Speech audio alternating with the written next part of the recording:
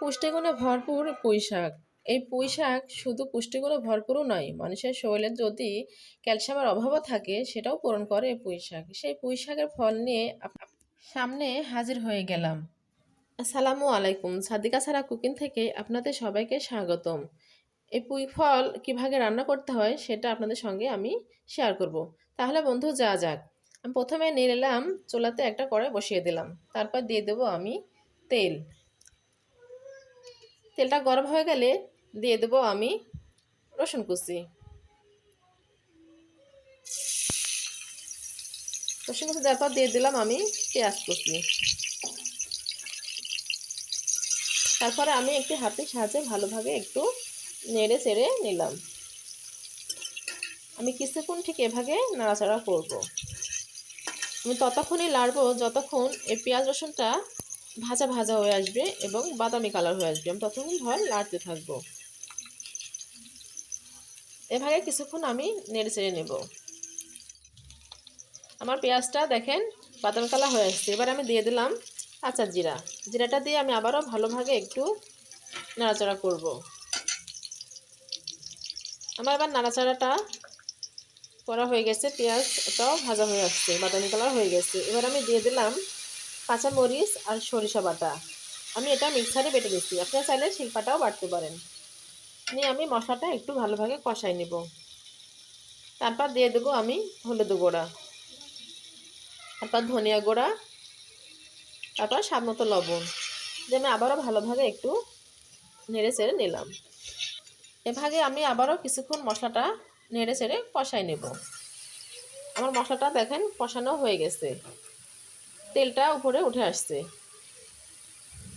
ঠিক এখন আমি দিয়ে দেবো মশলা আবারও ভালোভাবে কষানোর জন্য পানি।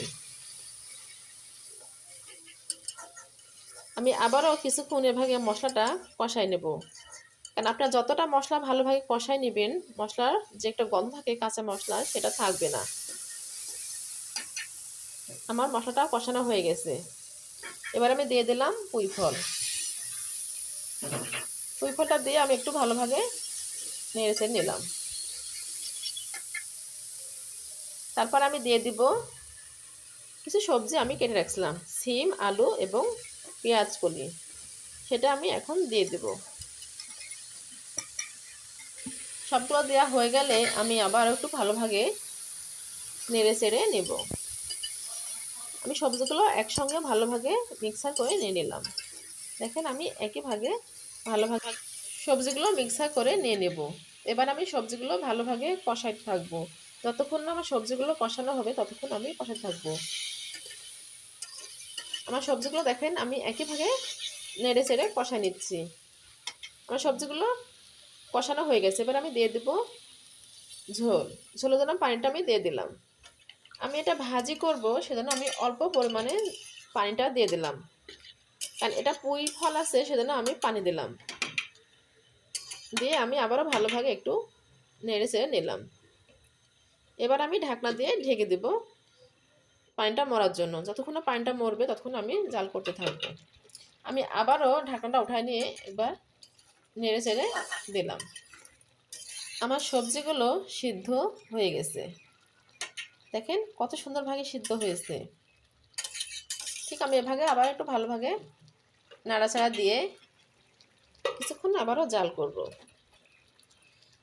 এবার দিয়ে দেবো আমি ধনিয়া পাতা। আমি ধনিয়া পাতা অ্যাড করলাম, আপনারা চাইলে আপনি বাদ দিতেও পারেন এবং জিরা গুঁড়াটাও ব্যবহার করতে পারেন। আমি ধনিয়া পাতা দিয়ে একটু আবারও ভালোভাবে নাড়া দিয়ে নিলাম। কিছুক্ষণ এভাবে আমি আবারও একটু ভালোভাবে নাড়াটাড়া দিয়ে আমি এবার ঢাকনা দিয়ে আবারও কিছুক্ষণ ঢেকে রাখবো। আমি আবারও ঢাকনা উঠায় নেড়ে চেড়ে দিব। আমি দেখব যেন পুঁই ফলটা যেন নিচে কড়াইতে লেগে না যায়।